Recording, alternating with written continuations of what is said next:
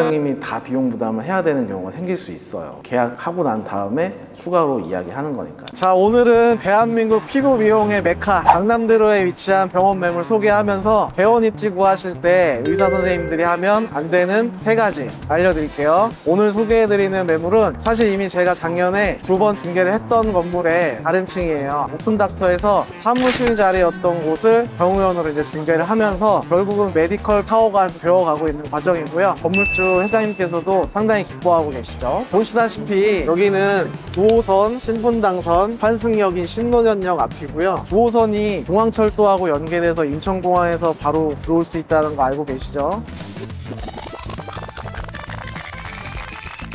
자, 오늘 소개할 아이비타워 도착했습니다. 외관 한번 보실게요. 전체 15층짜리 건물이고요. 간판 보시면 아시겠지만 거의 모든 층에 병원들이 입점해 있어요. 작년에 병원 하나 들어온 이후로 전체 메디컬 타워가 되어가고 있고요. 현관 옆에 바로 약국이 있고요. 얼마나 외국인 환자가 많으면 약국에서 이렇게 5개 국어로 텍스프리를 표시를 해놓고 있어요. 자, 들어가 보실게요. 보시다시피 전부 병원이죠. 네, 올라가 보겠습니다. 자, 3층 도착했습니다. 3층 내리시면 바로 좌우로 외부에 남녀 화장실이 마련되어 있고요. 기존에 이 3층 같은 경우에는 사무실로 사용했던 공간이기 때문에 병원 인테리어가 되어 있진 않은데 전체적인 구조를 보시면 될 것 같고요. 남향이라서 채광이 상당히 좋습니다. 보시다시피. 그리고 바닥 같은 경우에 지금 고급 타일로 시공이 되어 있고요. 액세스 플로어라고 해서 바닥에 이제 전기 배선이 깔려 있어요. 그래서 이거를 나중에 인테리어 하실 때 동선에 맞게 활용하실 수도 있고 물론 덮을 수도 있습니다. 이 3층 같은 경우는 기존에 사무실로 사용했던 공간이었기 때문에 건축물 대장상에 제1종 근린생활시설 의원 이렇게 표시가 되어 있지 않았어요. 그런데 저희가 건물주분하고 협의를 해서 전체 메디컬 타워를 바꾸기 위해서 이미 제1종 근린생활시설 의원으로 표시 변경을 해놨기 때문에 원장님들은 별도의 행정 절차나 추가 비용 들여서 공사하실 필요 없이 바로 그냥 개원하실 수 있습니다. 네, 그리고 병원에서 환자분들이 손을 씻는다든지 미용병원 같은 경우에 파우더룸 이런 시설을 필수로 만들어야 되는데 그래서 이제 급배수 시설이 상당히 중요하죠. 근데 경우에 따라서 급수는 항상 가능하지만 배수가 안 되는 경우가 상당히 많아요. 근데 이 건물 같은 경우는 급배수 시설이 2군데가 마련되어 있기 때문에 인테리어 동선에 맞춰서 활용하실 수 있습니다. 그리고 천장에 시스템 냉난방기 2대가 설치가 되어 있고요. 열 효율을 높이기 위해서 열교환기도 설치가 되어 있습니다. 최근에 신축되는 건물들에 이제 열교환기가 많이 들어가는데 이 건물은 지금 현재 한 8년차 준신축급이라고 하죠. 그때 당시만 해도 이런 시설이 들어가지 않았는데 건물주분이 지으실 때 상당히 신경을 많이 쓰셨다는 걸 알 수가 있습니다. 그리고 이 아이비타워의 가장 큰 장점이라고 할 수 있는 이 비밀 엘리베이터 공간을 보여드릴 건데요. 현관 쪽에 주 엘리베이터하고 같은 사이즈의 엘리베이터가 설치되어 있어서 원장님들이나 직원분들이 환자 동선이랑 겹치지 않게 외출을 하신다든지 잠시 휴식을 취하실 때 의사 가운 입고 환자 동선이랑 겹쳐서 엘리베이터 같이 타시면 좀 불편하시잖아요. 그러지 않게 추가로 엘리베이터가 설치되어 있습니다.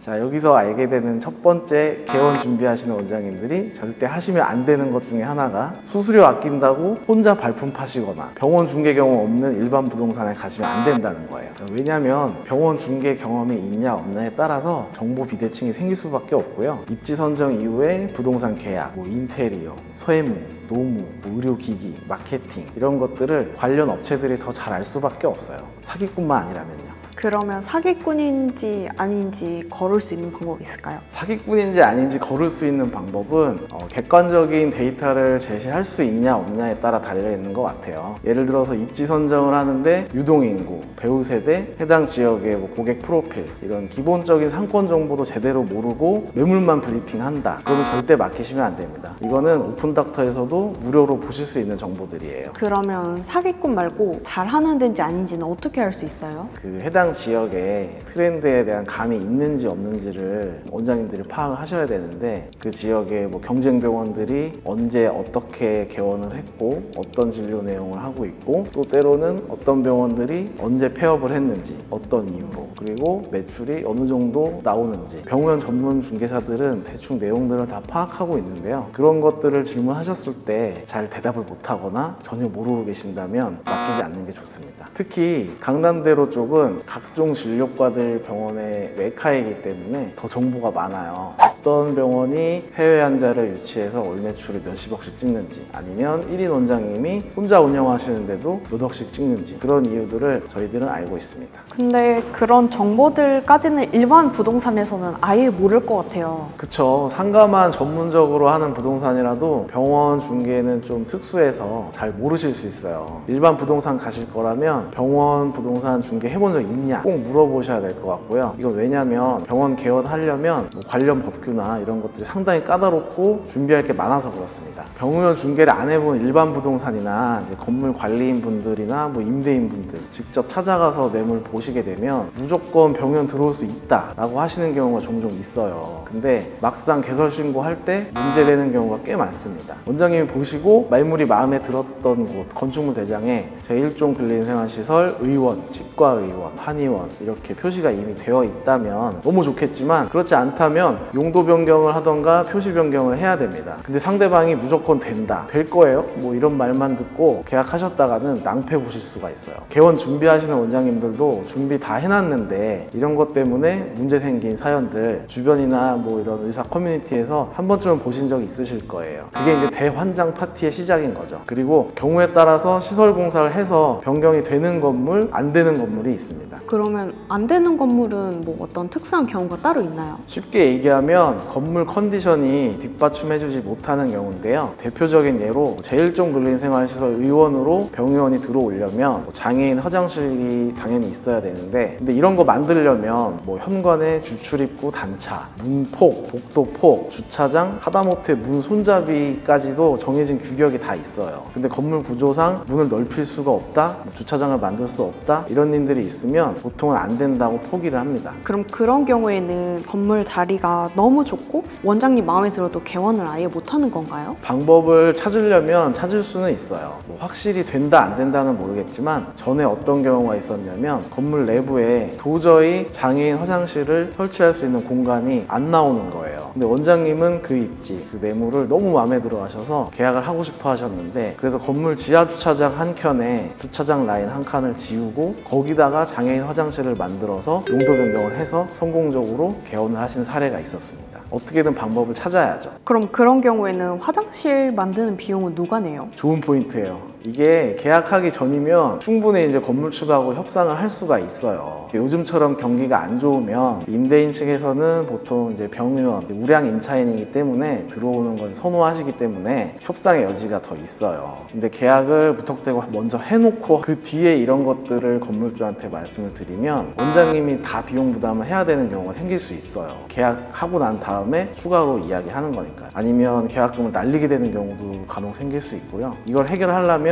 비용뿐만 아니라 시간도 상당히 많이 지체가 됩니다. 시간이 왜 중요하냐면, 많은 원장님들이 공직으로 일하시다가 개원 전에 이제 그만두시고 준비하시는 경우가 많아요. 그럼 그 기간에 정기적인 수입이 없으신 거예요. 돈을 꾸준히 버시다가 그만뒀는데 개원 시기까지 이런 것 때문에 미뤄지고 추가 비용이 계속 들어간다? 심리적 불안감이 말도 안 되게 커지게 됩니다. 보통의 공인중개사들은 병의원 매물을 다뤄본 적이 별로 없고요. 행동 반경이 본인 사무실 그 지역에만 국한된 경우가 많습니다. 그래서 병의원 매물이 있는 건물을 놓치지 않으려고 임대인 편에만 서는 경우가 상당히 많아요. 이런 최악의 상황이 벌어지면 아무리 강철 멘탈이라고 해도 불안할 수밖에 없어요. 그렇지만 병의원 전문 공인중개사들은 확보하고 있는 매물들이 많고 철저하게 원장님들만의 편이에요. 우리랑 계약 잘했다 그러면 주변 개원 준비하는 원장님들께도 소개도 많이 해주시거든요. 그렇기에 이제 협상력도 다르고 우리들만 알고 있는 조건들이 따로 있죠.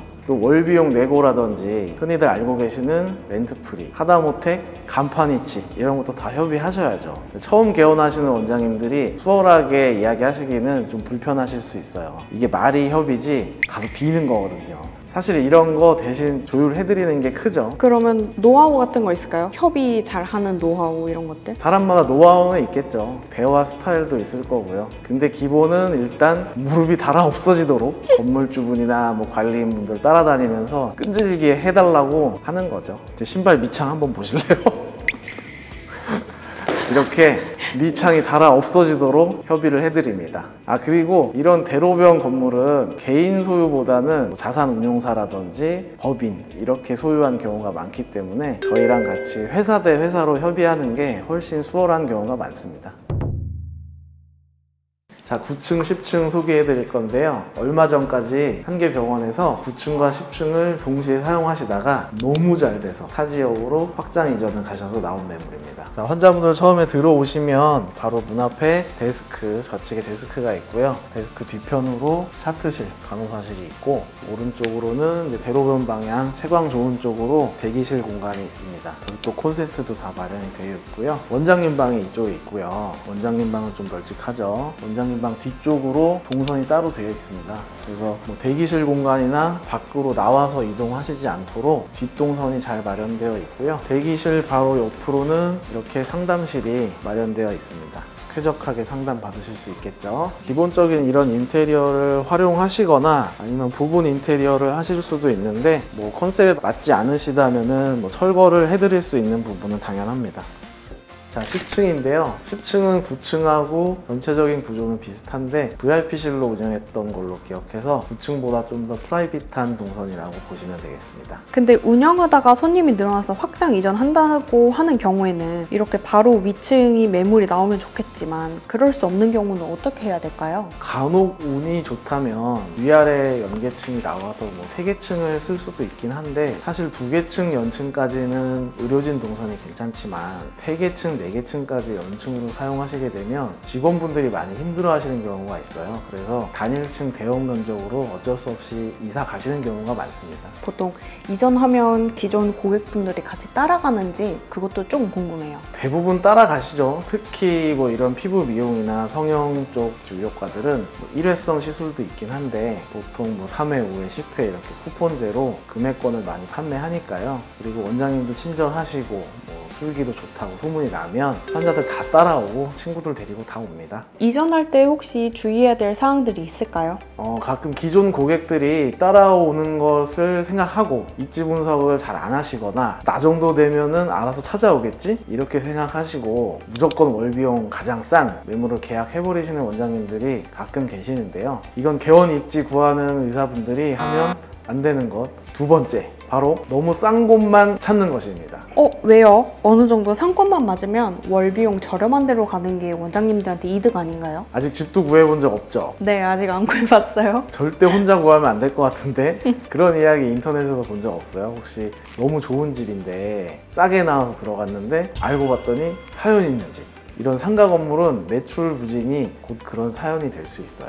그리고 이어서 개원 입지 구하는 의사분들이 하면 안 되는 것. 마지막 세 번째, 매물 보고 너무 오래 고민해서 결정하는 타이밍 늦추면 안 된다는 겁니다. 강남이나 홍대 같은 상권의 부동산은 실시간으로 바뀌어요. 결정이 늦어지면 그만큼 개원만 늦어질 뿐입니다. 집 구한다고 가정하면 내가 보고 좋은 집, 남들 눈에도 똑같아요. 병우현 부동산도 똑같습니다. 여기를 나만 본 게 아니죠. 물론 저희가 원장님들에게 실제로 매물 보여드릴 때는 여기 보신 원장님들 많다, 주말에 계약될 수도 있다, 뭐 이렇게 흔히들 하는 푸시를 하진 않아요. 빨리 결정하시라고 말도 못해요. 개원은 규모에 따라서 원장님들한테 수억, 수십억 정도 들어가는 투자이고 인생이 걸린 문제인데 어떻게 제가 그런 말씀을 함부로 드리겠어요. 보통 원장님들 자리 보고 마음에 드시면 뭐 집에 가서 가족이랑 상의하시고 부모님, 친구분, 뭐 선후배들 이렇게 이야기하시고 한 2-3주 고민하시고 계약의사 주는 경우도 있어요. 근데 그럼 대부분 그 매물은 이미 계약이 돼버리는 경우가 꽤 있습니다. 그러면 약간 제가 소개팅 나갈 때 육각형 남자 찾기 뭐 이런 느낌인 것 같아요. 원장님들이 매물 보시는 게.